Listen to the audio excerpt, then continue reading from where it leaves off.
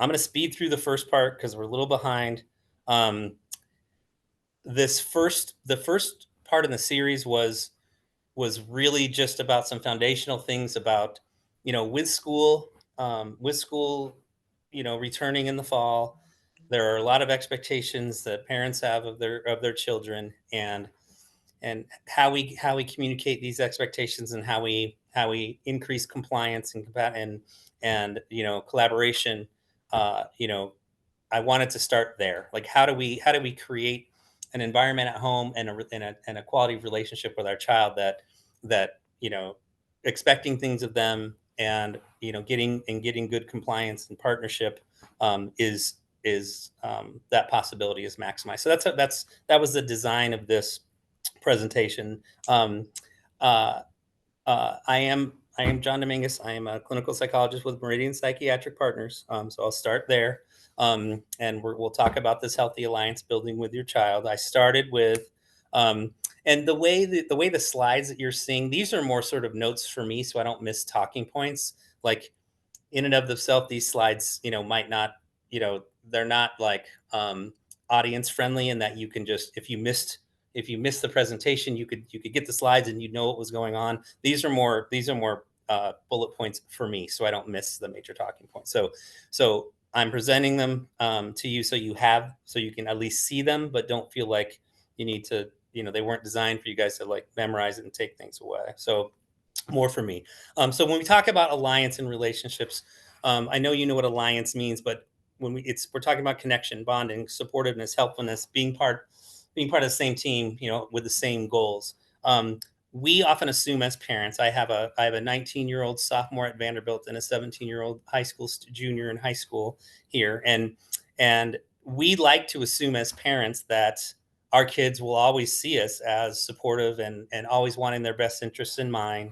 And while I've been kind of fortunate in this way, I've worked with a lot of parents whose children, they don't always believe in that premise. My parents don't have my best interest in mind. They're trying to control me. They just want me to be mini versions of them. They think I need to be perfect, and they have unreasonable expectations. So there are a million reasons why kids don't always feel that all the things we do to try to help and guide them are in their best interest, and that we're working with the same goals and same mission. So that's not something we can take for granted, and it's something that we need to build deliberately and with intent. So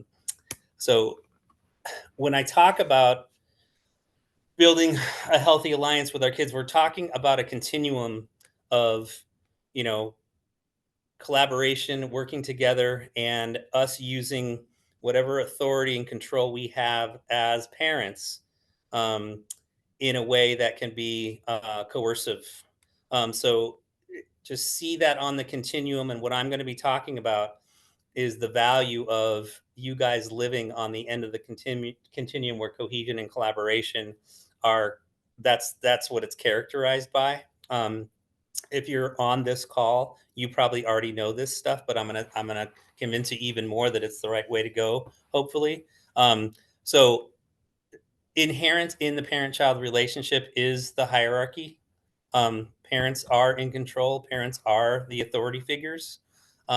You guys have experience with, even within a hierarchical relationship, there can be partnership, there can be agreement, there can be collaboration, there can be sharing of ideas. I'll talk about more about this later in the slides, but I think you guys know what good leadership means. If you've ever had a good boss and were able to compare it to a bad boss, bad bosses sort of rule by fear and coercion and threats, and don't bolster confidence and value in the self.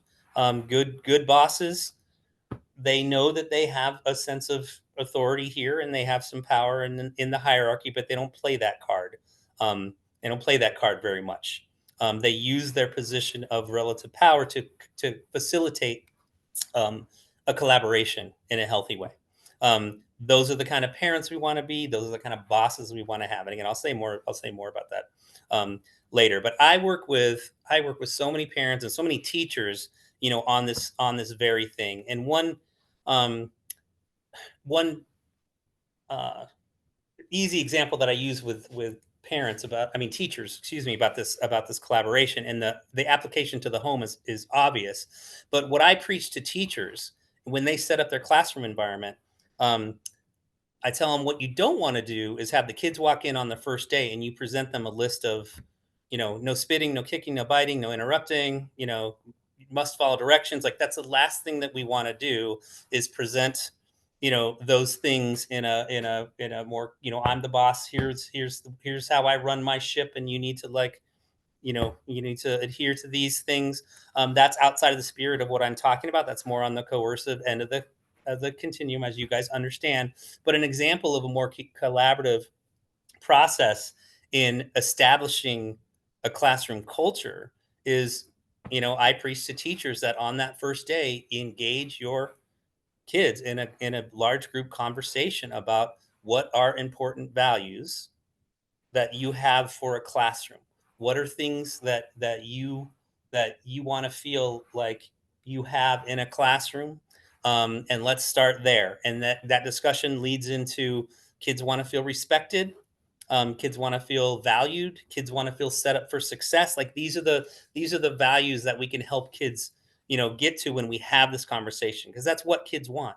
They want to feel respected. They want to feel valued. They want to feel set up for success. They want to feel safe. So every rule, all the rules that become the expectations of the classroom, if they're born out of that collaboration, that focus on the values, the not talking over others and not being disruptive in the learning environment, those rules come from this respect of the values of being set up for success and being valued and respecting others. So that's a quick example of a way that you could use your power as a parent or teacher, in this case, to be more coercive and punitive in your style, and authoritarian, and one that engages people in the process of, why are rules even important?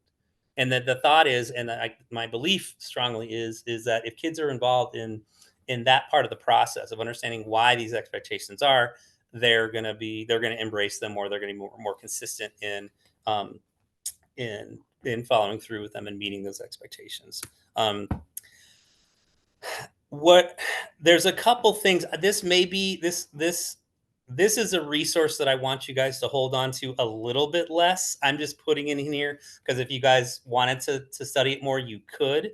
Um, uh, the, Gerald Patterson's been doing this research for 4 decades, and what he and his group put out a lot of articles and papers on. If you want to check it out, was the trap, was the what how coercive parenting and a coercive communication pattern with our kids, how, number one, how easy that is to get into, but then also what the negative effects are. So I'm going to introduce this cycle. I don't want to spend a ton of time on it, but just enough so you guys can just feel what this is. You might even laugh out loud to yourselves, because we've all fallen into this trap, I promise. Um, but his group's position is, you know, the repeating of this cycle, which is so easy to do when you hear about it, but the repeating of this cycle inadvertently teaches our kids how to be oppositional and defiant. And so it's something that we absolutely want to avoid. So I'm going to present this pattern, this cycle. I'm going to give you a couple ways to know when you're in it, to get yourself out of it, a little damage control. And then I'm also going to introduce that there is a better way. The only reason I'm going to talk about this cycle, even though I don't think it's healthy, is because we all fall into it. So I need you to understand it, so you know when you're in it and know how to get out of it. And then I'm going to present a strategy to guide your children that's in a completely different spirit. And then we're going to go from there, and it's going to get theoretical. And at the end of the hour, I'm going to present you guys with a very practical tool that you can choose to use or not, that is reflective of this healthier, more collaborative approach to parenting. All right. So, any questions so far? I know I'm moving kind of fast. Since I can't No hear you. questions for me. Nope. Okay. So silence means everything's going well, and Dominguez, you're brilliant, and we're learning so much already. That's what I'm going to take your silence as. I hope. This Hope I is can- terrific. It's wonderful. A Thank you. plus. I knew the fishing would help. You're so great. No. Okay, so here's the pattern, and we've all been it. Okay, so if I were better at graphics, I would do more of a visual, but but this is easy enough to understand. The cycle, and as I go through this, you're going to see that this literally probably happens in your home with your children a dozen times a day. Okay. Where it starts with what they call an attack. And I never liked the language, except the reason why they use that term is because that was their point. To the child, it feels like an attack. To the parent, it feels like good, responsible parenting, where a parent, all they're going to do, what constitutes an attack is any kind of setting a limit, giving them a direction that they need to follow, clarifying an expectation, enforcing a consequence. These are the things we do as parents all the time. Finish your vegetables, brush your teeth, go to bed, put your shoes away, don't talk to your brother like that. Like we do this all the time. Okay. And so all of those things constitute an attack, from limits to enforcement of consequences, directions, expectations. Okay. It's our as parents, it's our job, right, to set limits and give directions, right? So that's how often this happens. And a counterattack. So in this pattern, this doesn't happen all the time, but it'll happen enough. I'm sure you guys have your examples where in this negative pattern, what the child will do to respond to the attack is they will counterattack. And simply put, and you see it there in print, anything other than immediate compliance and just accepting your limit with a smile, anything other than that constitutes a counterattack. So again, you can see how this attack counterattack dynamic can happen dozens of times in a day. Okay. um, that's how easy this could be. So what happens here, what happens with an attack counterattack, is it ping pongs back and forth. Okay. Put your shoes away. I don't want to put my shoes away. You need to put your shoes away. I will later. I'm going to trip over them before later. You need to do it now. Okay. How quickly is this going to is this going to turn into like more tense power struggle hostility? Okay. Which is what we want to avoid. No parent, like, parents hate it. Kids don't love it, but I think kids have a better tolerance for it. So they're going to win this war of attrition, I think. You're going to want you're going to want this to end faster than they, like, their will is probably better. Their counterattack will is probably better than our attack will. And actually, maybe it should be, but that I'll get to that. So this attack counterattack dynamic pings pong back and forth however many times until the scale finally tips. Okay. And in the negative pattern, here's how it tips. Okay. The parent, usually out of exhaustion, will say, will remove the attack. Okay, they're going to withdraw the expectation, or they're going to soften it. Okay, change it a little bit. Okay, because what they're doing is going nowhere. Okay, and it's escalating, and they don't want to escalation, and it's just shoes. So in this example, a parent might like do something like, just in a huff, put the shoes away themselves. They're sick of arguing about it, but they really don't want the shoes there. So that's one removal of the expectation. They could do it for them, or they could just give up and just be like, I can't believe my kid can't follow a simple direction, and they leave off in a huss. But they're done. You're done arguing about it. The shoes are going to stay there, and you're just going to have to deal with it. And parent just accepts it, because accepting that is better than continuing the fight with their kid. So there's all these good reasons in the parent's eye to remove or soften, the expectation. And softening it could be, all right, but just before you go to bed tonight, can you please put them away? So that would be an example of, you didn't remove the limit, but you softened it, just to get out of this negative hostile pattern. Okay. And what happens after that, once you soften or remove the attack, miraculously, the child stops counterattacking. And why? You see it in the parenthetical statement. They have nothing to argue against. So, of course, they're done arguing. So, what happens in this pattern, and if you could, I think you can probably get a feel that this can happen so many times in a day, or a week or whatever, that this is common. But here's the cost, and this is what Patterson's group did so much research on and was very convincing about. The messaging that happens through this negative pattern are so they're so problematic because the parent walks away thinking that they did a good job. They ended the fight. They ended the power struggle by removing or softening the attack. So they walk away thinking, they did good damage control, arguments over, it's finally peaceful in the house, you know, the shoes may or may not get moved, whatever, but at least there's no fighting anymore. I feel good about I ended that drama. Okay. So the parent feels like they walk away thinking, okay, if that happens again, I know that I can just remove or soften the attack and I can make it stop, I can make it go away. What the children learns, which is more detrimental, is, oh, I get it. The faster and harder I counterattack, the sooner my parents are going to soften or remove the attack. I love that. I'm gonna put that in my mental Rolodex, and I'm not gonna forget that ever again. Okay, and then they move on from there. Okay, and so both the child and the parent walk away with messaging that we don't want them to get. Parents think they're parents of the year because they caved in and got it quiet. Kid thinks all I got to do is counterattack harder, and I don't have to do anything. Okay, I'm exaggerating, but I know you get the point. So um, if you find yourself, if this first part of the conversation does, if there's any takeaways for you guys, it's to be aware if you find yourself in this pattern. Okay, and here are the few takeaways. You can never cave in. Okay, once you give the attack, don't soften it or remove it. Okay, I'll say there's a caveat. I'll say that in three. But you don't want to cave in. Okay, but more important is than that point number one is point number two. In order for us not to cave in, I want you guys to be thoughtful and don't set a limit that you're not prepared to follow through on.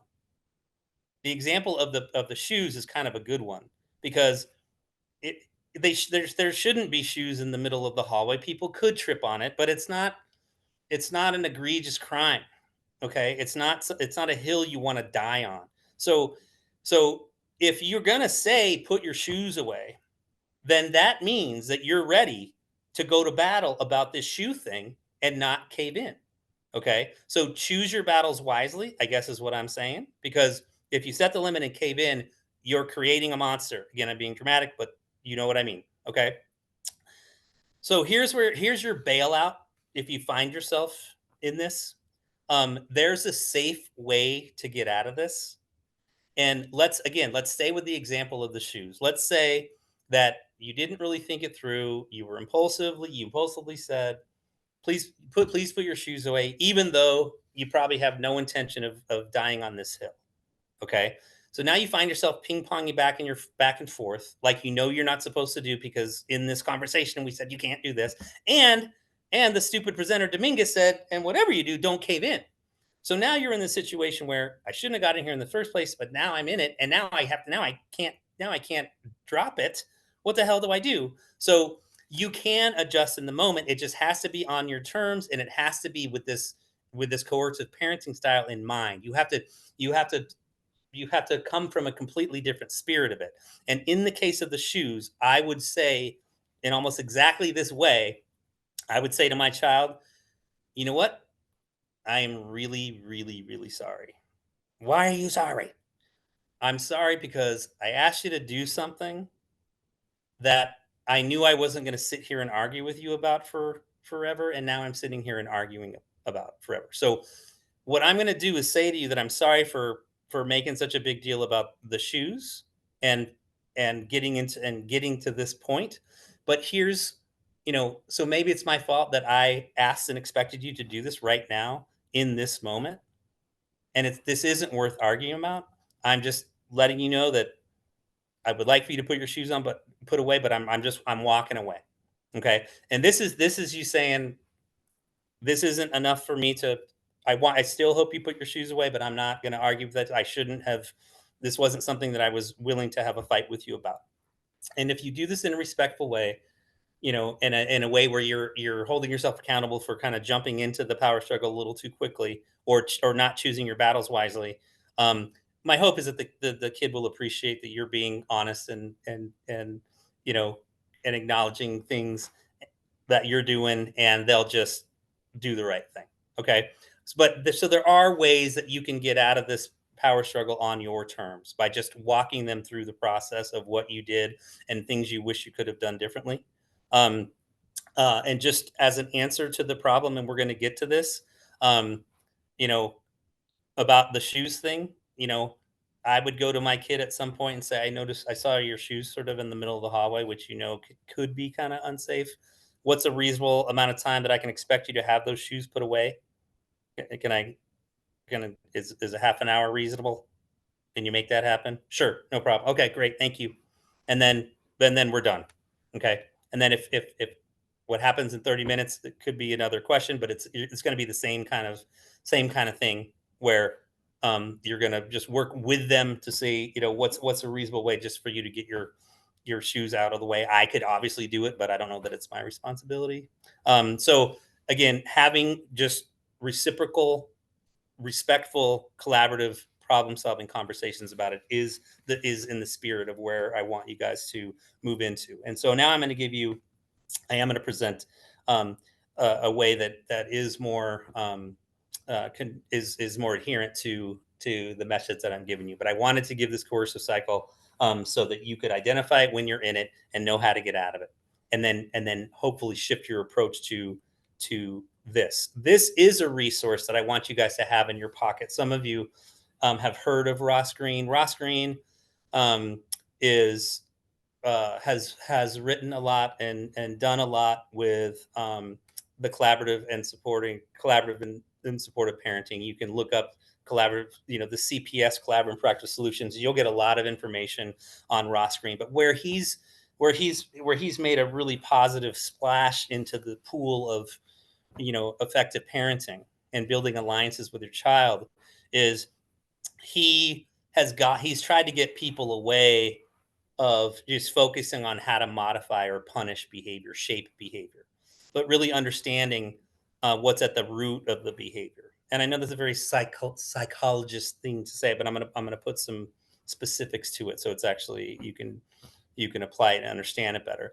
Understanding the root of the behavior, what I'm talking about, what he talks about is he talks about there being no downside to making the assumption that if your child isn't following your directions, or if your child isn't meeting your expectations, there's no downside to giving them the benefit of the doubt and saying they're not doing this just to be a brat, just to be oppositional, just to be defiant, just to ruin my day, just to piss me off. They're not they're not meeting this expectation is a sign that they don't have the skills to do it, or they do have the skills to do it, but their level of dysregulation at the current time is preventing them from accessing the skills needed to do it. Okay. Yes, I can give examples where I know that that's not the case, and the kids really, maybe they are really trying to manipulate. But again, that is not a valuable way to view this situation. It's not a helpful way for a parent to review the situation. If you treat these situations as my child isn't doing this because they might not they might not be very confident in how to meet the expectation, or there might be some other things getting in the way of their ability to do that. If that's how you embrace the situation, if that's the lens you put on it, it paves the way for the more collaborative and supportive parenting. Now you're not yelling at the kid because they won't do what you ask. Now you're working with them to identify what the obstacles are. So instead of saying you really, really need to do your shoes, your question is, did you did you hear what I asked you to do? I just want to make sure. I know you might be distracted. So did you hear it? Do you understand what I mean? Do you know where your shoes go? Is there a reason why this isn't something that you can do soon? Like, help me understand. Is there anything I can do to help clear, with this? So, I think I know you get the point, but the big thing is when you're approaching your child in this "why aren't they listening to me" situation, come from the position of, if they're not doing it, it might be that they don't have the skills to do it, or something's getting in the way that we can help them remove. that kind of approach will lead to the more collaborative and separative parenting. So that's the assumption. Kids want to be successful, but don't always have the skills and clarity to do so.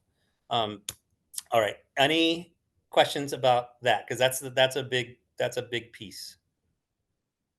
Okay. Silence is a green light. And I am gonna check you guys out for a second. I want to see if okay. All right, thanks. All right. So as we establish and cultivate and maintain the supportive collaboration, just know that love and limits. I mean, if I could summarize this presentation in 3 seconds, it would be love and limits. I know you guys know what that means. This maybe this to a kid. This is a dialectic. These are things that sound like they're opposites, um, but they can both exist in real time. So parents finding the balance of love and support, but also having reasonable limits to preserve safety and health and well-being and consideration of others and consideration of the environments. So that's the balance that you guys are always going to be trying to find.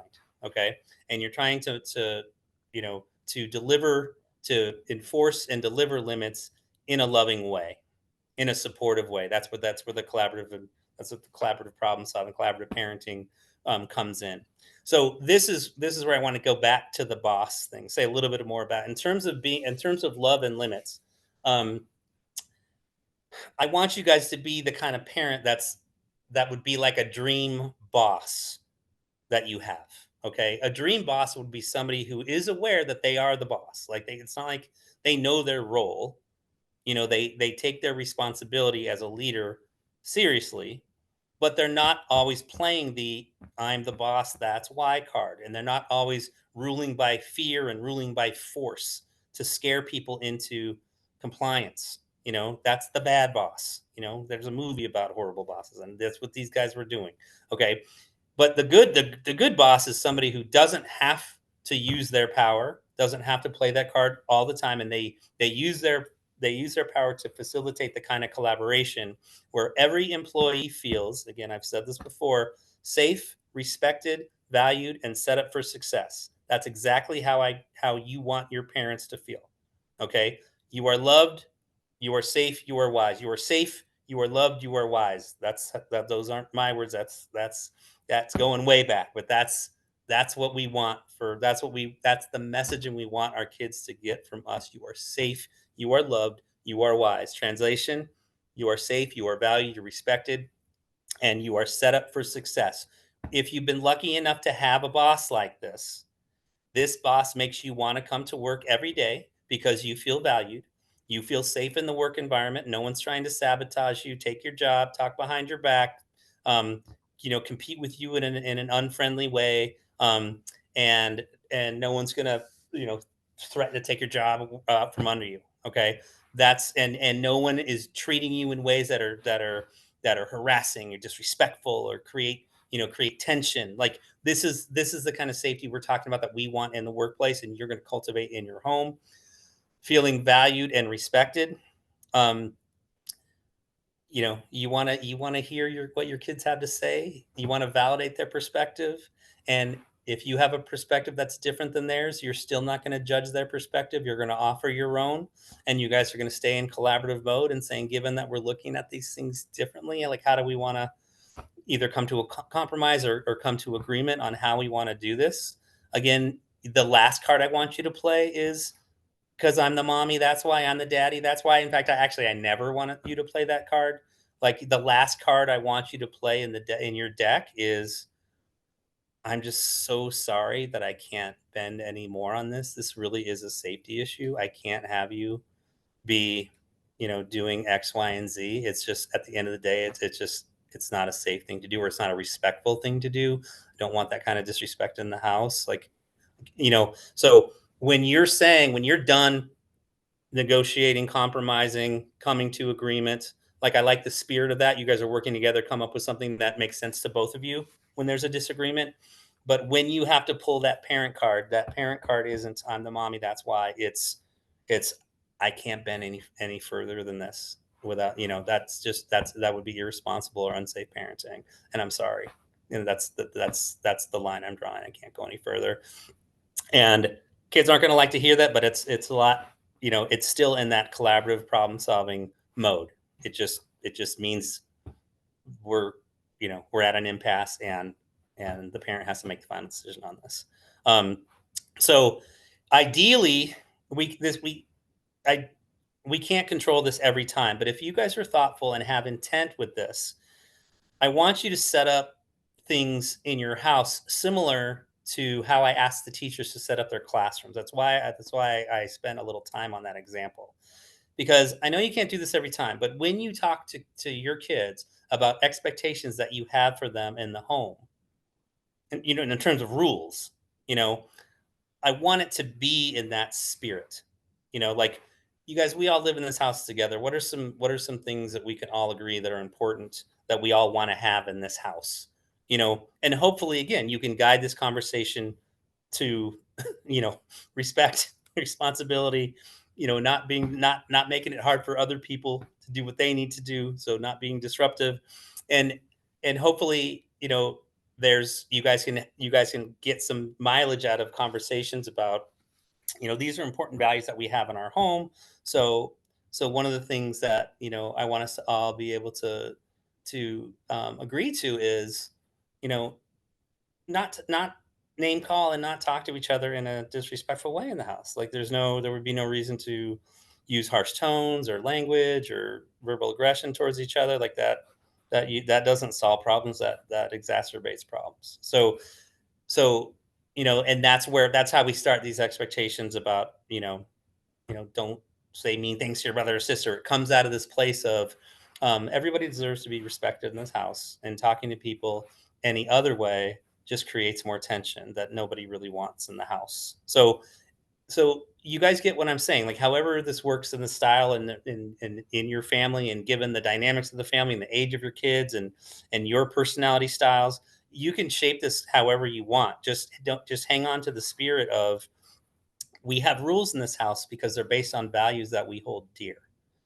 And these are values that, I think are kind of universal in this house in terms of people feeling safe, valued, set up for success. Okay. And it comes down to those things, that those are where our values come from. And that's what our rules should come from. And enlisting kids' engagement in this process before, early on, so that when there is a not meeting of the expectations or the violation of a rule, it can lend itself to a different conversation. Again, you can stay in collaborative mode and say that's not the kind of disrespectful language that we agreed we were going to use towards each other. That feels pretty disrespectful how you're talking to me right now. It's not a don't talk to me that way, go to your room. It's this was not what we agreed, how we agreed we're going to talk to each other in this house. Can you try that another way, or do we need to take a few minutes and regulate and cool off, and then try again, and then solve this problem in a little bit? Again, your tone is important. You're staying in collaboration. You're holding a limit. That's not the kind of language we're going to tolerate in this house. That's the limit, and it's not wavering. It's just how you enforce that limit is more educational. You're not the police. You're a coach, you're a guidance counselor, you're a teacher. You know, you're letting them know you cross that line. How can we step back and then speak more respectfully, like we all agreed to do at the outset? That's why talking about these things, these values discussions and these expectations discussions early on is better. So you can refer back to these. And I've gone over some rule establishment examples. Um, you know, um, uh, I think I don't know that you guys need a whole lot with this, but another one was, when my kids we were talking about like curfew, and they wanted to, how late can I come home on the weekends and during the week and all that stuff. And we knew this was going to be, an interesting discussion, but because I practice what I preach, it started with values, and one of the values is we want our kids to have an active and happy social life. We think that's healthy. We think that's normative for that age. It's age appropriate to spend a lot of time with friends. That we value that.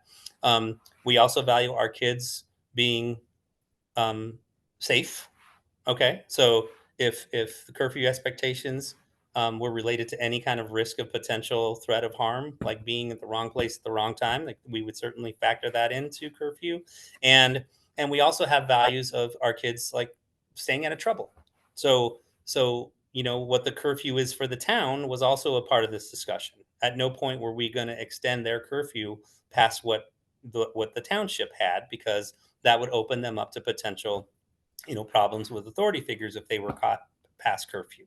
So again, this is just another example, and I don't think you guys need a whole lot more of how we start with values, we collaborate together, and we have certain lines that are deal breakers, that we know where our limits are and we hold them, but the way we enforce those and we discuss about them is still collaborative, and it's more educational and supportive. It's not punitive and argumentative and counterproductive and counter aggressive.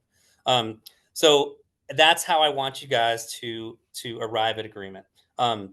Okay, and the last thing I'm going to do, and I know this is going really fast, the last thing I'm going to do is I'm going to offer you guys a practical tool that you can use. I have parents of kids as young as 4 using this and as old as 19 right now using this successfully. So when so so much of parenting is about contingency management, which is a fancy psychologist way of saying rewards and punishments. Okay, and and I want you guys to think of the 2020 version, 2023 version of contingency management, rewards and punishments, not the 1960s, 70s way. Um, I want you guys to have intent and be thoughtful about how you reinforce desired behavior while not reinforcing undesired behavior. Okay. I know this is behavior management 101, but there's a lot of nuance here. Um, and there's a lot of room for all of us to grow in this as parents.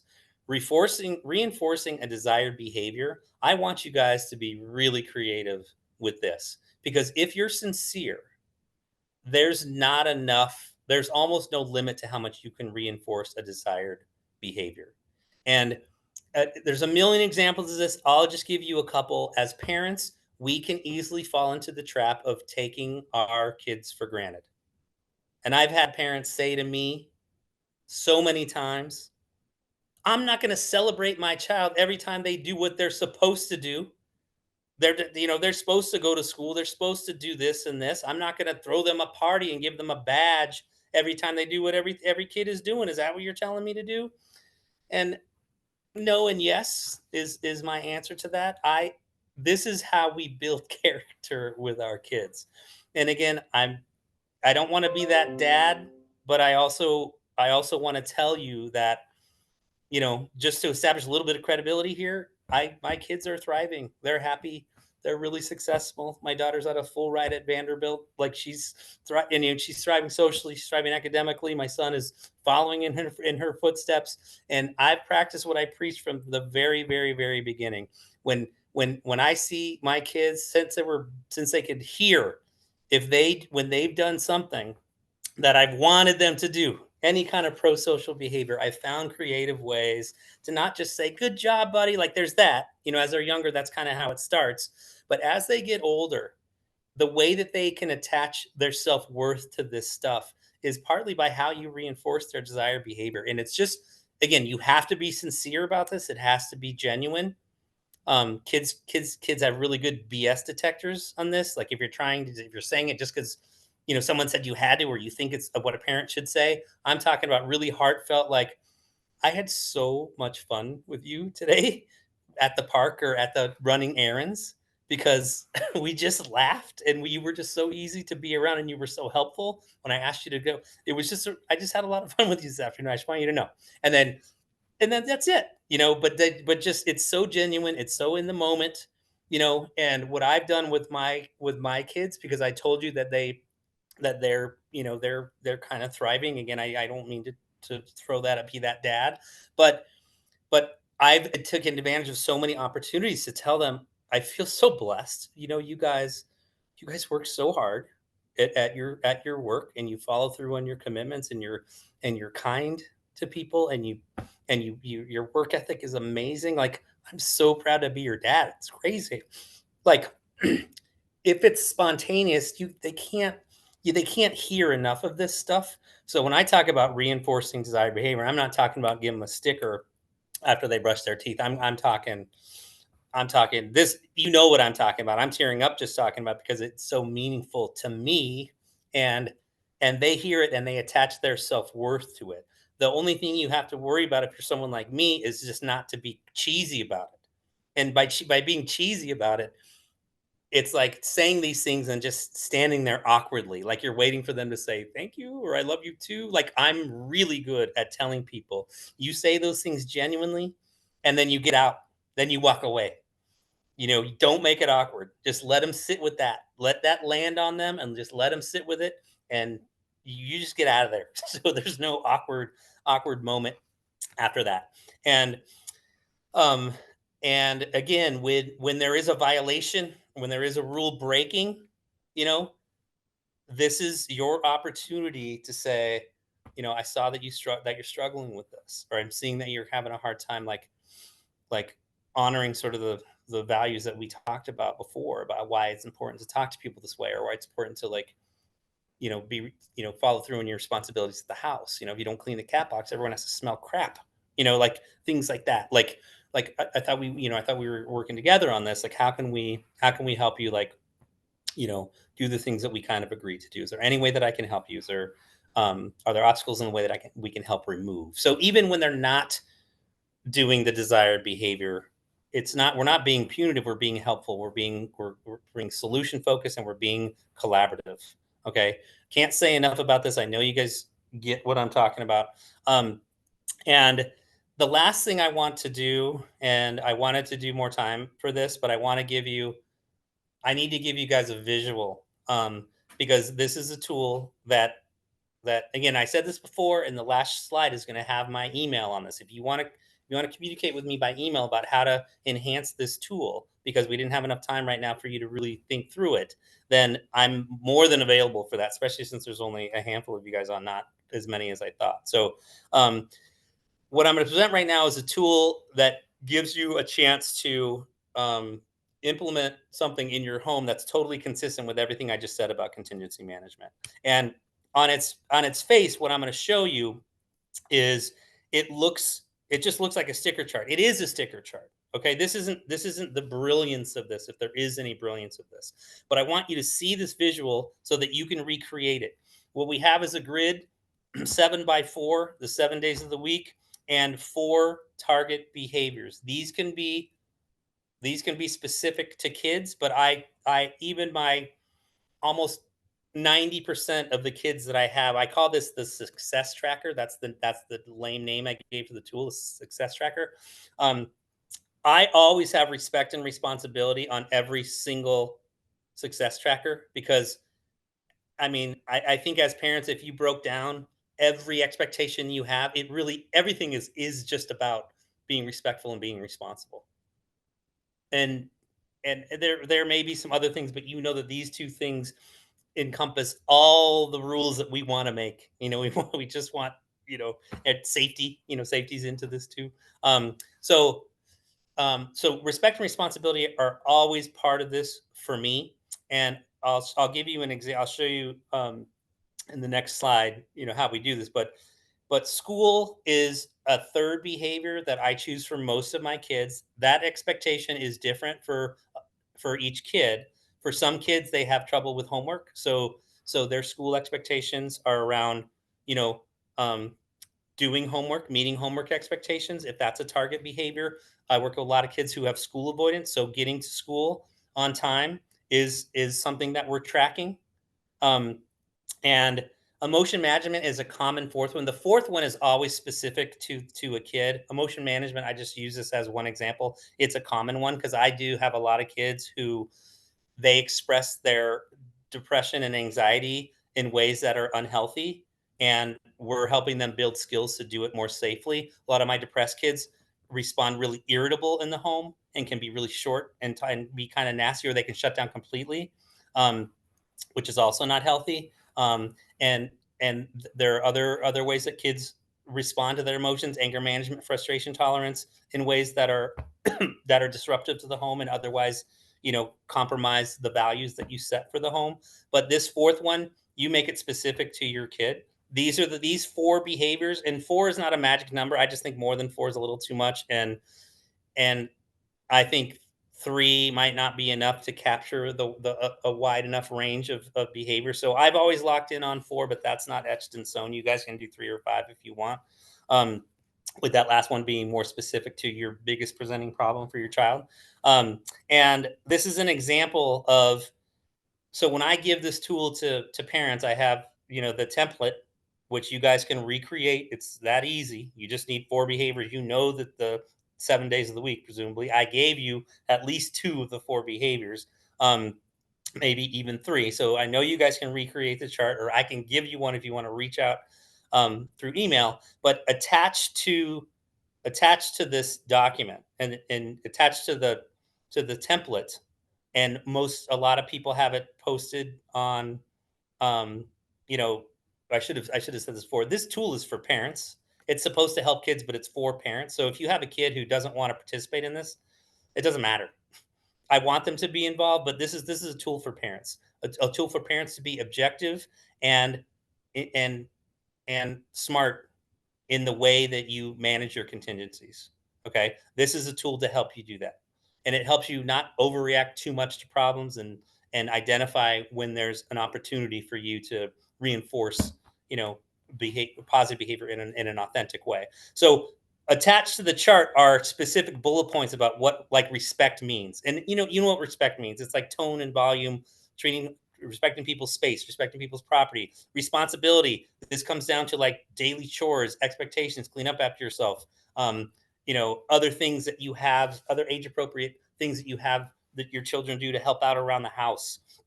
I often recommend make a chore chart. And the reason why I recommend that is I want to keep you guys out of the role of reminding kids all the time, you need to throw the garbage, you need to throw the garbage. A chore chart helps the kid, have a tool to be like, okay, what do I need to do today? What time do I need to do it by? Okay, got it.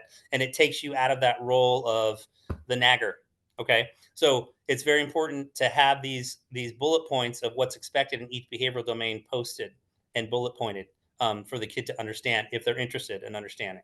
Because if they don't want to deal with this, they don't have to, but they are gonna have to deal with your contingency plan. Okay, so B, have some bullet points about what each of these behavioral domains mean. I went over the respect and responsibility. School, I told you it could be about attendance, it could be about homework, it could be about showing them the assignment notebook. Some kids are resistant to do that, and parents want to see it. So whatever school-based expectation, if you want to use that one, it's specific to where they may struggle in school. And then whatever fourth behavior you choose, make sure that you have some bullet points of specifically what it is you're looking for within that target behavior domain.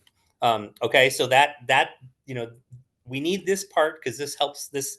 The kid needs to know, your child needs to know exactly what's expected of them in this. We don't want it to be vague. And how we implement it, I know I'm going really fast on this because of time. Um, I talked about you being the role of teacher and coach rather than law enforcement. Keep that in mind. Um, you're always rewarding effort and engagement over perfection or outcome. You know, when and again, I practice what I preach. When my kids are practicing for a test, I don't focus on, well, I hope you get an A.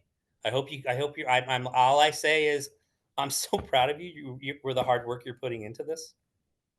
Like, you're putting in the time to prepare and study. I'm so proud of you. Show up that day. Trust your training.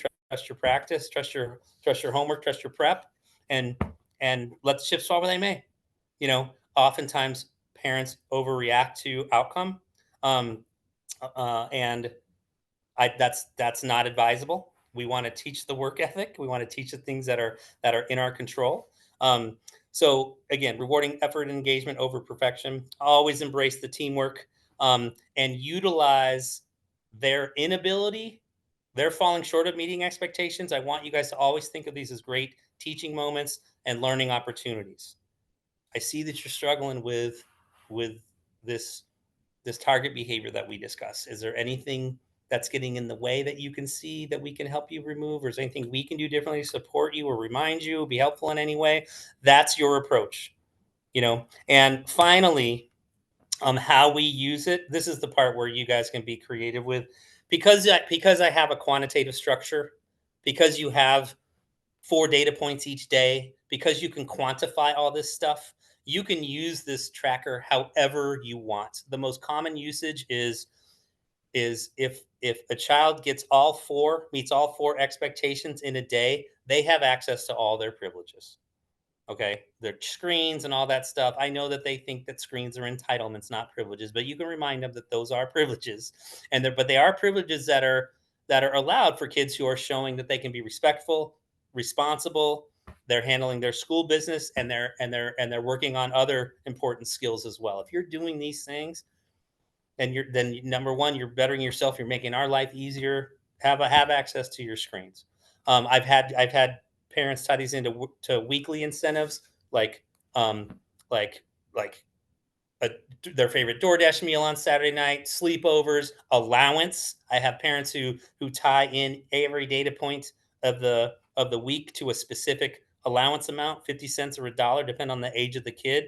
That gets the kid's attention a lot of times too. You can do a number of things with this, but the most common one is to look at this from a day by day basis. And if your child doesn't meet all four expectations in a day, then you have a system set up that you go over with them ahead of time of what privileges will be restricted if they don't get all four.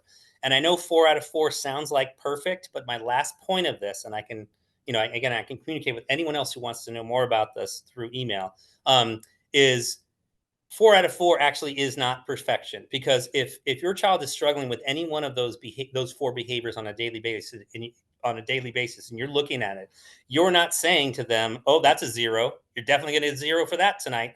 Again, that's exactly what we're trying to avoid. What you are going to do is you're going to give them the awareness of, "Oh, that is not the respectful language that we said we were going to use in this house." This is you giving them an alert that you crossed over the line, and we're going to give them an opportunity to step back over and say, "You're right. I'm sorry. I'm just so frustrated. I just, I just, I'm just mad that you said that, but I shouldn't have called you this or whatever." Like, if they make any effort to communicate with you in a way that where they're using skills to be more respectful, then that in and of itself, they won't lose. When you reflect on their behavior at the end of the night, or whenever you choose to do this at the same time every day, that in and of itself isn't going to lose that point.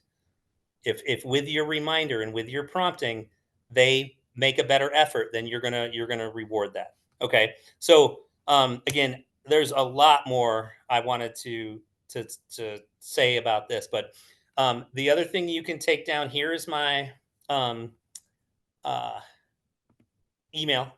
So take it down if you need it. If you want me to send you this tool, if you want to communicate about it more, please reach out to me. I'm sorry we didn't have time for more question and answer, because I do need to catch a train right now. Thank you guys for hanging in. I sorry I expected a bigger crowd, but this turned out to be okay for me. And I hope to hear from you. I hope, again, if you have questions, I'm totally inviting it. I know that this was fast, so I'd love to help you to put the success tracker into place if you think it could be helpful in your house. So thank you guys again for being so flexible and joining, and I hope to see you on either of the next 2 series.